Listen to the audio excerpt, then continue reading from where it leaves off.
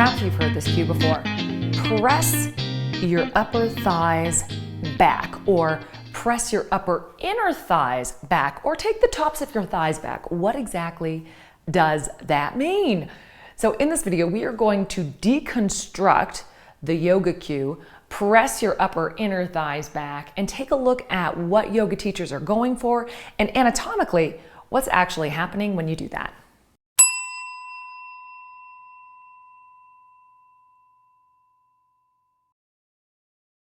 Okay, so press the tops of your thighs back, press your upper inner thighs back. What the heck does it mean and what's happening?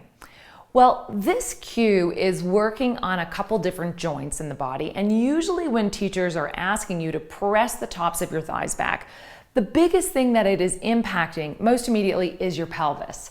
So when we press the tops of your thighs back, can you see how the distance between my pelvis and my thigh got shorter? Well, what that's asking me to do is create a little hinge at my hips. So this is called an anterior tilt.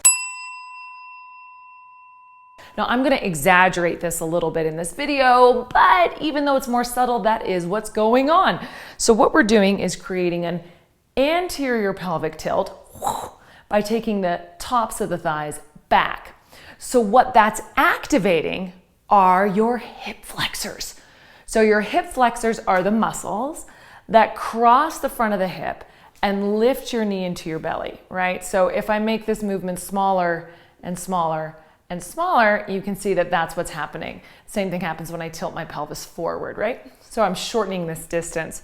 So the muscles that are implicated in that cue are going to be muscles like the psoas, which is this beautiful big honking muscle which crosses from the back of your body to the lesser trochanter at the inner thigh. And the psoas is a big stabilizer for the middle of your body, and it also is one of your primary hip flexors. That is also going to be implicated or imply an activation of the other hip flexors which cross the front of your hip, which are things like rectus femoris, one of your quads, sartorius with this long, elegant muscle. So these also help to bring the pelvis forward a little bit. But wait, folks, there's more.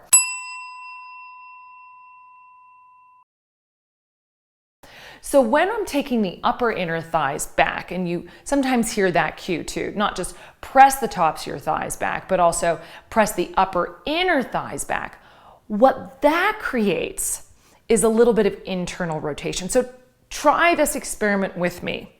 Grab one of your yoga blocks,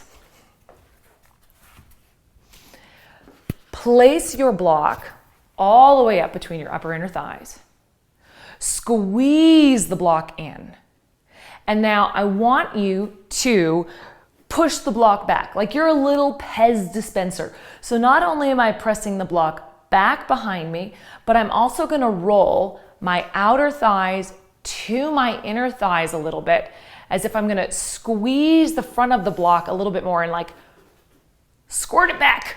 Right? And so what you might feel happening here as you take that block back is that the inner thighs are moving back a little faster and the outer thighs are coming forward. So this is a rotational action that's happening.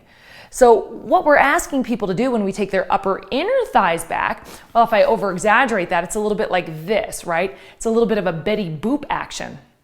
So what I'm doing is internally rotating the thigh, right?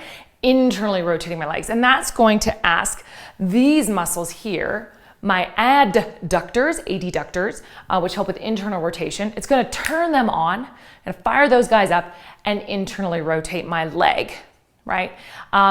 Internal rotation is also helped by muscles like your TFL, which is located on the outside of your hip. In fact, if you stand, lift a foot up and internally rotate it, you're going to feel a little popping action here.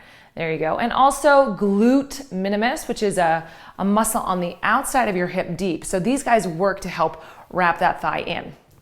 So you can see that when I take my upper inner thighs back, there's an activation that happens along the inside of the leg. Also a little bit of the outer hip wrapping in. Well, what's that good for?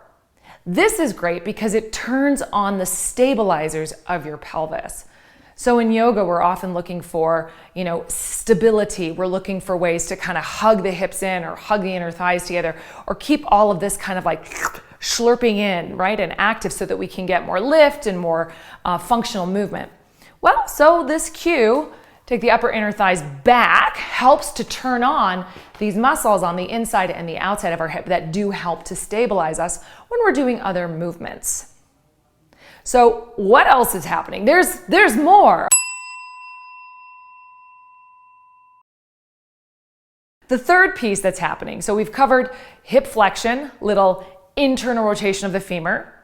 But what also happens when we take the thighs back often is that we straighten the knee. So the quads, which are along the front of our thighs here and cross the knees, as I press them back and lift, you'll notice that the fronts of the legs tend to fire up. These guys get more straight. So that means that the knee joint is usually implicated in this movement. When I press the thighs back, oftentimes we'll engage the quads and lift the knees. So this cue has a few different implications to it. It's working on the pelvis and the femur, and it's also working across the knee. So it's really working across the front line of your body. I need another cue to balance it out. If I'm just taking my upper thighs back, I wind up kind of here. Now again, I'm exaggerating for the sake of description, but you can see I will have tilted my pelvis forward, I will have internally rotated my thighs and straightened my legs. So I'm a little bit like a duck now, right? So usually this pair works best when it is cued with an opposing action that helps to balance those actions out. So when I'll tend to cue this pose, everybody press your upper inner thighs back, might be in a pose like Tadasana, but then I will balance that cue out with the cue, draw your tailbone down, or draw your sitting bones down, or draw your sitting bones towards each other. Because when I cue something like draw your tailbone down, or draw your sitting bones down, or draw your sitting bones towards each other, I am creating opposing actions to balance that first one out. So when I draw the tailbone down, notice what happens to my pelvis. My pelvis starts to go into a posterior tilt, right? If I draw my sitting bones towards each other, that's going to tend to externally rotate, just slightly externally rotate my thigh, right? And those actions counterbalance the hip flexion and internal rotation by adding a little bit of hip extension and external rotation. So when you will often hear this cue, press the tops of your thighs back or press the upper inner thighs back, right? Is when we need to find more of that kind of flexion through the hips, yes. And it's often balanced by as you draw your tailbone down, because these things kind of work against each other. Now, another time that you might hear this cue is when we're really looking to hinge at the hips and create more length in the hamstrings. So, for example, you might hear the cue, take the upper thighs back when you're in a pose like downward facing dog. So in downward facing dog, the cue to press the tops of the thighs back is an effort to get the hips higher, right? And if I'm taking the upper inner thighs back, what that tends to do for most people actually is to internally rotate, right, and create more space for the sitting bones. So if somebody is in a forward fold, let's say someone's in a forward fold and they're really tight, right? And downward facing dog is a forward fold, so let's look at down dog, right? Their pelvis will be pulled under because this is tight, right? So bending the knees and taking the tops of the thighs back, the inner thighs back, can help to create a little bit more space there for the pelvis. Now, when I'm doing the pose for that reason, in a forward fold or something like that, I tend not to cue the balancing action to take the sitting bones down. because the whole point of that particular shape is to stretch the hamstrings and open the backs of the legs. And so you'll often hear that, in a pose like Prasarita Padottanasana, right? Sometimes you'll hear widen the sitting bones or press the inner thighs back wide and apart.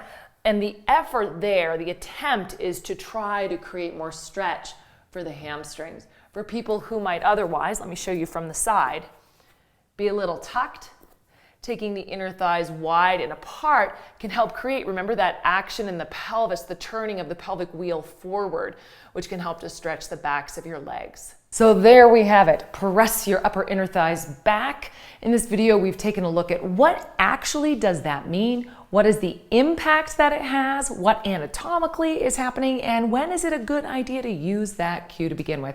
If you enjoyed this, please subscribe for more tips and tricks and information, and I will see you on the mat.